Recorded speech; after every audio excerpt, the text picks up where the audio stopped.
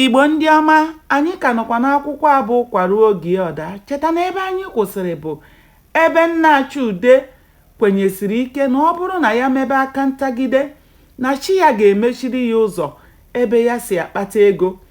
Ihe niile edere na a ga-egotere Chude maka ụlọ akwụkwọ ya adịla. Azụtara ya otu igbe buru ibu, kwara ya akwa kaki na akwa ọcha, zụtara ya ihe ndị ọzọ dị iche iche. Nke tụkarịchara ya n'anya bụ otu akwụkwọ eji achọpụta isi nkọwa okwu bekee ọbụla mmadụ amaghị isi ya.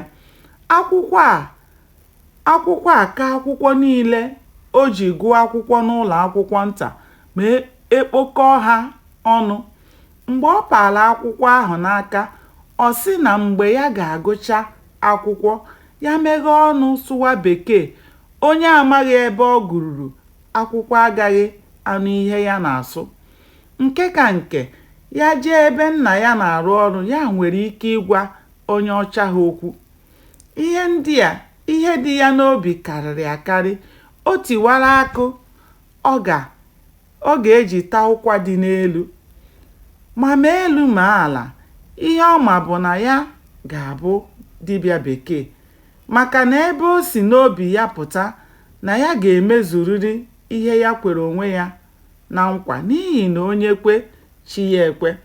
Mgbe ọ bụrụ dibịa bekee, ndị na-achị achị ga-ebunye ya moto ọ ga-eji na-akpagharị ya na oriakụ ya. Nke a mere o ji cheta maka ngọzi. Ozugbo o chetara ngọzi, aṅụrị juru ya obi.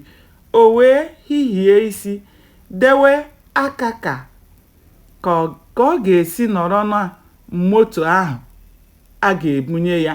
Ọchịbido tọwa ya. Chude ọ tụgharịa hụ nne ya ka ọ kwụ ya n'azụ. Ọ maghị mgbe ọ na-eme ihe ahụ niile na nne ya nọ ya n'azụ na-ekiri ya. Ihere emewere ya. Nne ya wee jụọ ya sị, "Agwụ ebidola mewa gị? Ị sị na ọ bụ ịnọrọ ị na-eme ka onye agwụ? Gịnị ka gị na chi gị na-akọ?" Chude gbara ya nkịtị. Chude amaghị mgbe o ji pụọ ya n'ọnụ. Ọ sị, Ngọzi mere gịnị? Ugbu a ka Chude ji mara ihe ọ zara nne ya. O chekatara ihe ọ ga-ekwu, si nne ya na o nwere otu akwụkwọ ya Ngọzi ji.